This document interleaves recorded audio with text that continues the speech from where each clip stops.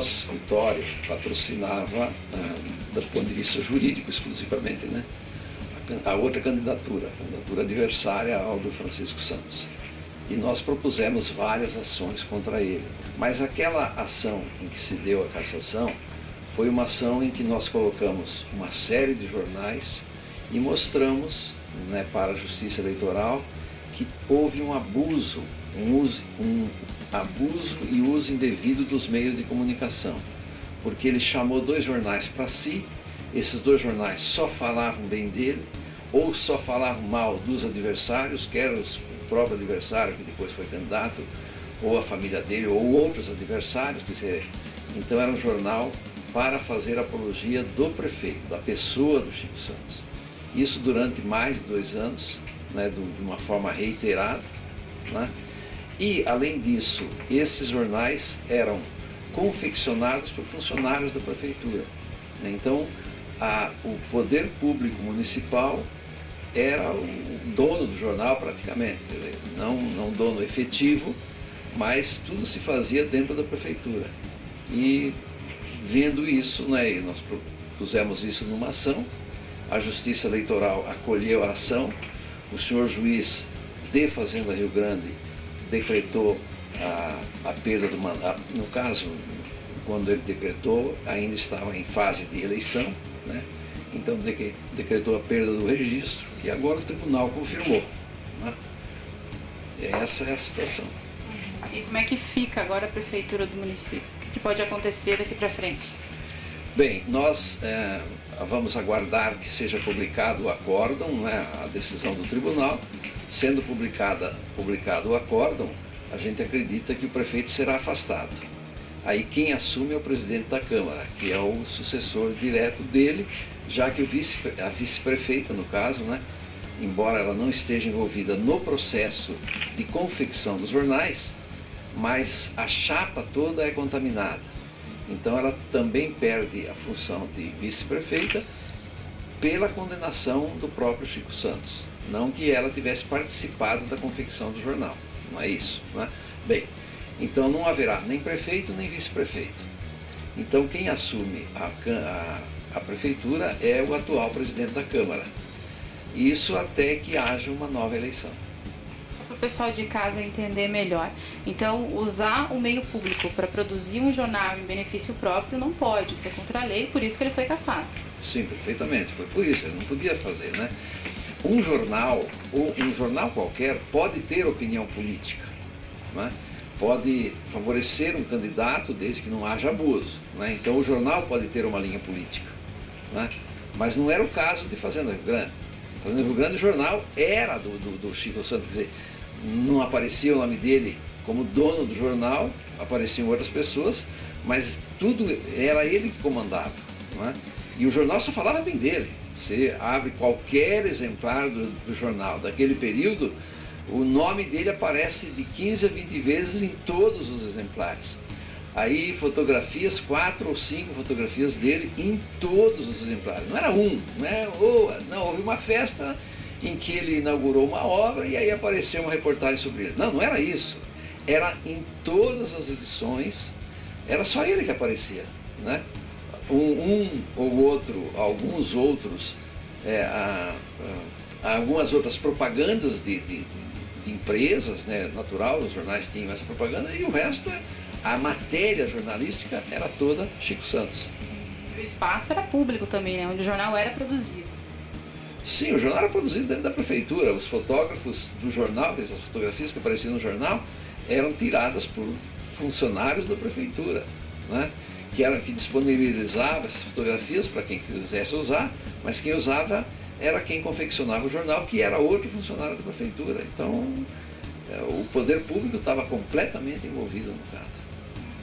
E o presidente da Câmara assume, e daí terá uma nova eleição para decidir quem será o novo prefeito. Sim, haverá uma nova eleição, né?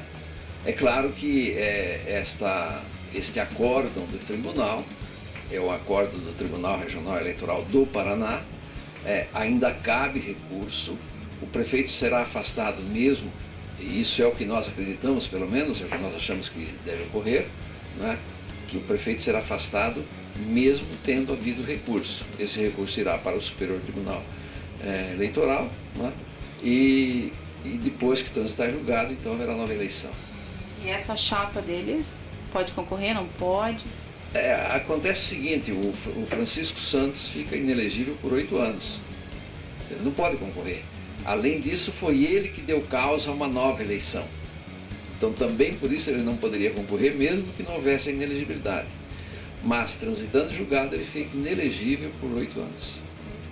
E esse processo para a escolha de novo prefeito, presidente da Câmara assumir, demora mais ou menos quanto? Ou depende da justiça, depende do processo? Na verdade vai depender um pouco mais do trâmite agora, né? Mas quando se define uma nova eleição, a Justiça Eleitoral tem que quem define a data da nova eleição é o Tribunal Regional Eleitoral, tem definido em mais ou menos de 2 meses a 2 meses e meio, vamos dizer assim, a hora que ele marcar, para que daí a 2 meses e meio haja nova eleição.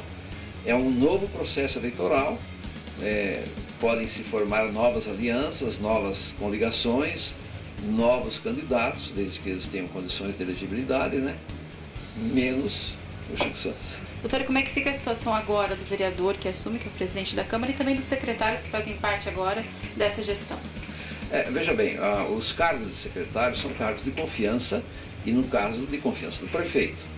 Então o vereador, que é presidente da Câmara atualmente e que vai assumir a prefeitura, ele pode exonerar todos os secretários, ou aqueles que ele quiser, pode manter, se ele quiser manter algum, ele pode manter, ou pode manter até todos, né? Porque serão pessoas de confiança dele.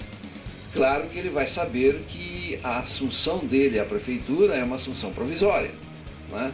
Ele sabe que ele vai ficar alguns meses como prefeito, mas nesse período ele é o prefeito, não há nenhuma objeção quanto a ele. Então ele pode colocar secretários, tirar secretários, né? Manter, pode fazer o que quiser. Ele tem que colocar pessoas de confiança dele. Doutor, o senhor falou que cabe recurso agora do pessoal do Chico Santos. O senhor que trabalha muito tempo com isso, o que o senhor acha, a sua opinião sobre essa situação? Você acha que ele consegue, volta, não volta, vai continuar com essa ação? Bom, a minha opinião é a seguinte, a minha opinião eu dei quando eu montei a ação, né? Quer dizer, eu achei que havia elementos, e é aquilo que eu penso desde sempre, quer dizer, quando nós montamos a ação, nós vimos que havia elementos suficientes de abuso, né? De que ele abusou demais, né? Portanto, que eu acho que dificilmente ele vai reverter a situação. É possível reverter? Claro que é. Por que é possível? Porque existe um recurso e vai ser analisado por outro tribunal. Tudo bem, não nego isso. Ele pode voltar? Pode, né? Mas eu acho muito difícil. Quer dizer, aí é opinião pessoal, não estou querendo colocar nenhuma palavra na mão dos desembargadores ou dos ministros que vão examinar, não é isso. É a opinião do advogado que montou a ação e que está participando desta ação sempre, né? Então, eu sempre achei que esta ação era muito violenta, não porque eu montei uma ação violenta, mas porque aquilo que o Francisco Santos fez era violento em termos de abuso, né? Então foi ele que criou a situação, não fui eu. Eu apenas colhi os elementos, coloquei à frente da justiça e a justiça acolheu esses elementos. Eu acredito que esta situação vai permanecer e dificilmente ele reverterá. Ele poderia, como esta sentença ocorreu pouco antes da eleição, ele poderia ter renunciado à própria candidatura, ele tinha o recurso, tal, então sabia que aquela decisão do juiz estava, vamos dizer assim, em suspenso até que fosse definida pelo tribunal, como ocorreu agora, né? Então ele poderia, naquela época, um pouco antes da eleição, ter renunciado à própria candidatura e ter colocado um substituto. Era uma opção dele. Ou ele tinha também a opção de continuar e correr o risco. E esta foi, é claro, a opção dele de continuar, ser candidato, ganhar a eleição como ele ganhou, e ganhou do ponto de vista numérico muito bem, né? Mas ele estava correndo risco e o risco veio agora, quer dizer, o risco se efetivou agora.